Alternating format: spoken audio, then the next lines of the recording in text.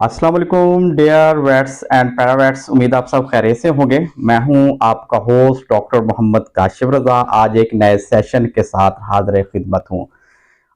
आज वेट्स बात होगी अडर अडीमा के बारे में कि अडर अडीमा क्या होता है, इसकी वजूहात क्या हैं, इसको हम डायग्नोज किस तरह करेंगे और इसकी ट्रीटमेंट क्या है, और इसके अलावा इससे प्रिवेंशन जो है, इसकी प्रिवेंशन कैसे करें, कौन से प्रिवेंटिव मेजर ऐसे करें जिनसे अडर अडीमा को बचाया जा सके। तो वैट्स आप सब लोग जानते हैं कि अडर अडीमा जो है बेसिकली जो है ये इसके अंदर जो है फ्लूइड जो है वो अकोमोलेट हो जाता है अडर के अंदर। इसमें एक्यूट फॉर्म भी हो सकती है और क्रोनिक फॉर्म भी हो सकती है। अगर एक्यूट फॉर्म होगी तो जो फ्लूइड है वो एक थन पे होगा या दो थनों पे होगा, और अगर जो है क्रोनिक या स्वेयर फॉर्म होगी तो उसके अंदर ये होगा कि पूरा हैवाना जो है वो सूजा हुआ होगा, और उसके अलावा जो सोजन जो है वो टेल पे भी चली जाती है। इसके अलावा जो वजाइना के लिप्स हैं उसके ऊपर भी स्वेलिंग हो जाती है, और इसके अलावा जो थाई है जानवर की उसके अंदर उसके ऊपर भी जो है वो स्वेलिंग हो जाती है। तो अडर अडीमा जो है इसमें अक्सर हमारे जो वेटनेरियन है वो कंफ्यूज हो जाते हैं अडर अडीमा और मस्टाइटिस के दरमियान। अडर अडीमा जो है वो टोटल डिफरेंट है मस्टाइटिस से। अडर अडीमा के अंदर जैसा कि आपको पहले बताया कि ये इसके अंदर फ्लूइड जो है वो अकोमोलेट हो जाता है, तो उसमें कंफ्यूज नहीं होना आप लोगों ने। और उसके लिए उसका जो मस्टाइटिस का आपको पता है कि एक अलग जो स्ट्रेटजी है, एक अलग प्रोटोकॉल होता है ट्रीटमेंट का।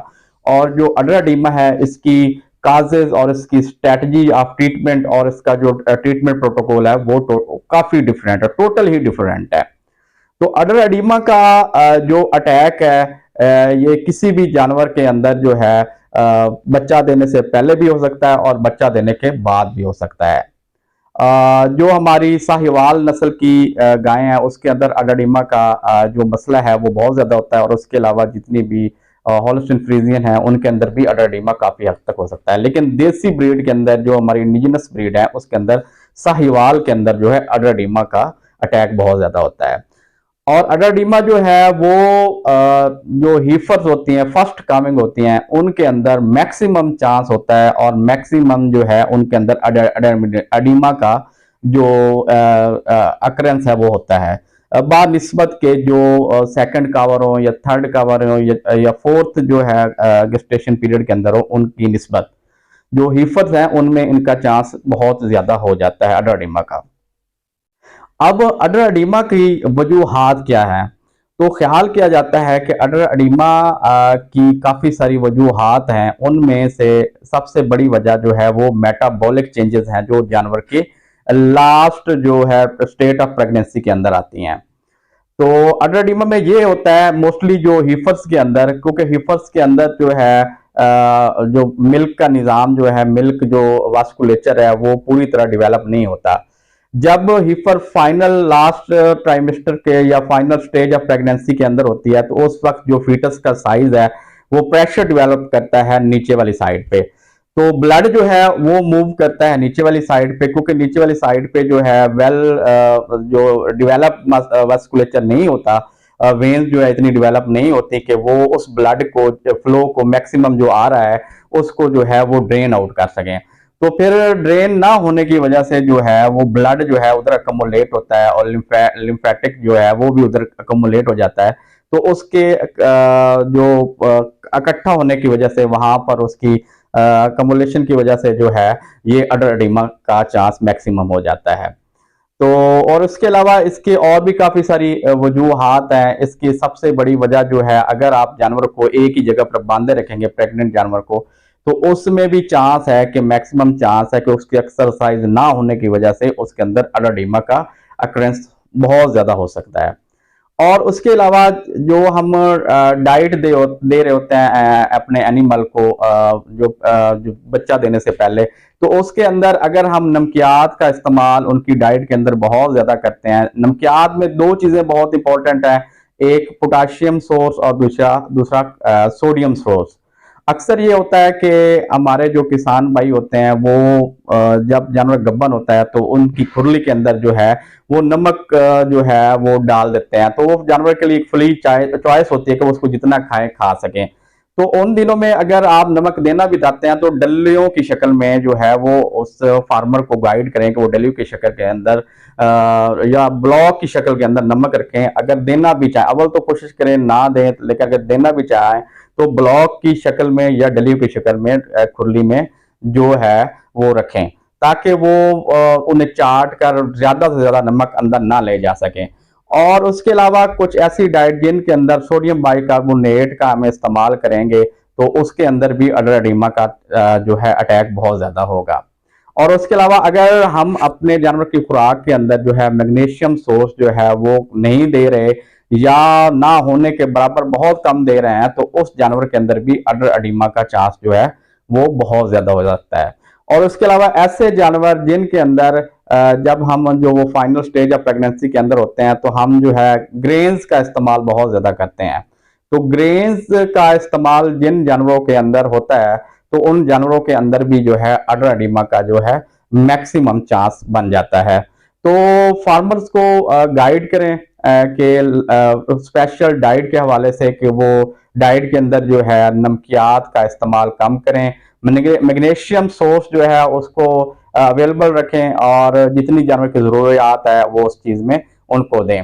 और उसके अलावा डाइट के अंदर जो है विटामिन ई और जितने भी एंटीऑक्सीडेंट हैं, विटामिन ए और उसके अलावा विटामिन सी जो है और इसके अलावा फ्लेवोनाइड्स और कैरोटीनॉइड्स का जो है वो इस्तेमाल खुराक के अंदर फार्मर को गाइड करें कि वो मैक्सिमम हद तक करवाए।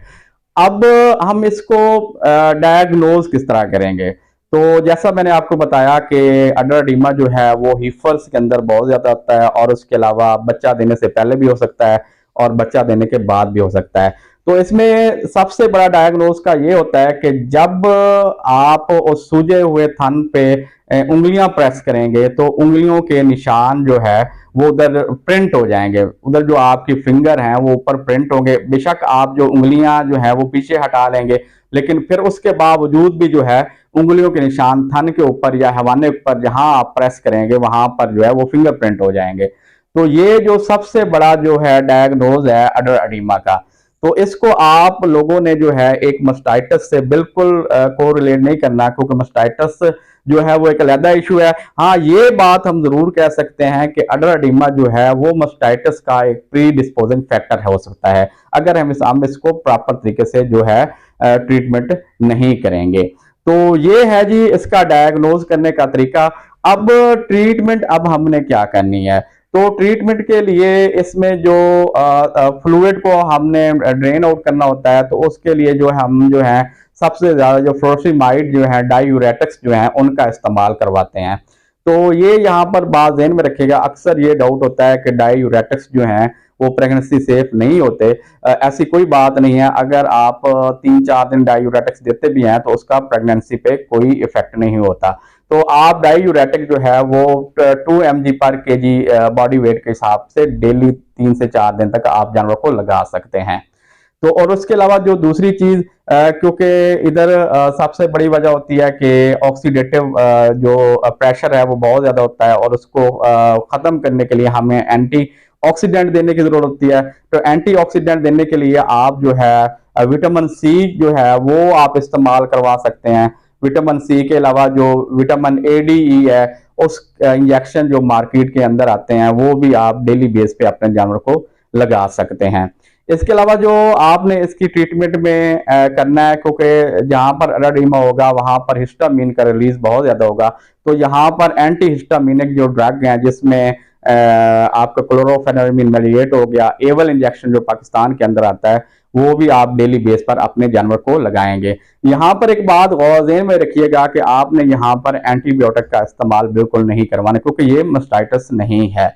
और उसके अलावा जो है अगर आप इसको बचाना चाहते हैं तो बचाने के लिए ये आप प्रिवेंशन कर सकते हैं कि आप अपने जानवर को 21 दिन सोने से पहले जो है 21 दिन लगातार सोने से पहले आप नुशादर 50 ग्राम रोजाना जो है अपने जानवर को दे सकते हैं। गुड़ के अंदर भी मिलाकर दे दें। डेली बेस पर आप नुशादर जो है 21 दिन लगातार बच्चा देने से पहले अपने जानवर को खिलाएंगे।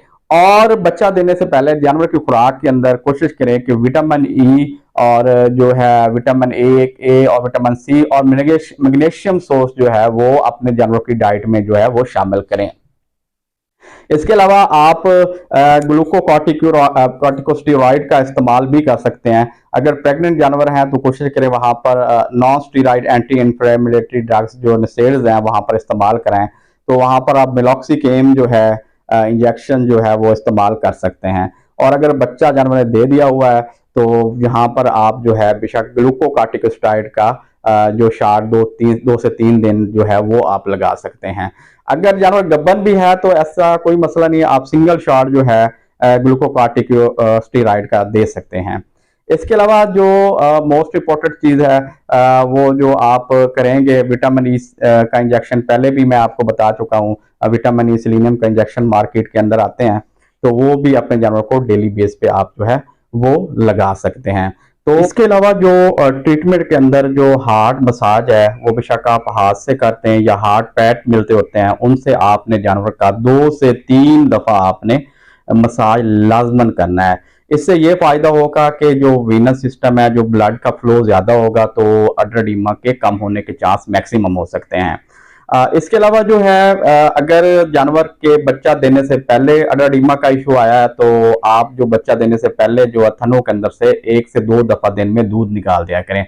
लेकिन अगर बच्चा देने के बाद अड्रेडिमा आता है तो आप कम से कम 3 से 4 दफा जो है उन थनों से जो है वो दूध निकालेंगे। तो इससे अड्रेडिमा के रिड्यूस होने में जो है वो काफी फायदा होगा। और उसके अलावा मैं एक जो किसान भाई जो हमारे कुछ ऐसे भी होते हैं जो कि इंजेक्शन से दूर भागते हैं, तो उनके लिए मैं अपने वेट्स भाइयों को एक छोटा सा एक आप नुस्खा भी कह सकते हैं, वो भी मैं बताना चाहूंगा। उसके लिए आप ये कर सकते हैं कि आप 200 ml जो है वो सरसों का तेल ले लें, उसको किसी फ्राई पैन के अंदर डालकर आग के ऊपर रख दें और उसके तेल के अंदर जो है 50 ग्राम जो है हल्दी और उसके अलावा 2 जो है वो गुत्थियां जो हैं, पूरी गुत्थियां जो हैं वो काट कर जो हमारा लहसुन होता है उसकी काट कर उसके अंदर तेल के अंदर डाल दें।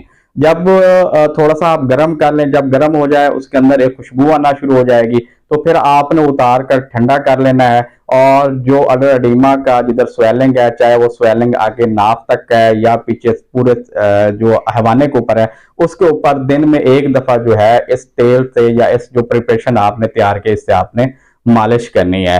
तो इससे जो है काफी हद तक जो है फायदा होगा। तो बार एंड पे यही बात करूंगा कि अपने जानवर को जो है एंटीबायोटिक के इस सूरत हाल के अंदर जो है वो एंटीबायोटिक का इस्तेमाल बिल्कुल नहीं करवाना।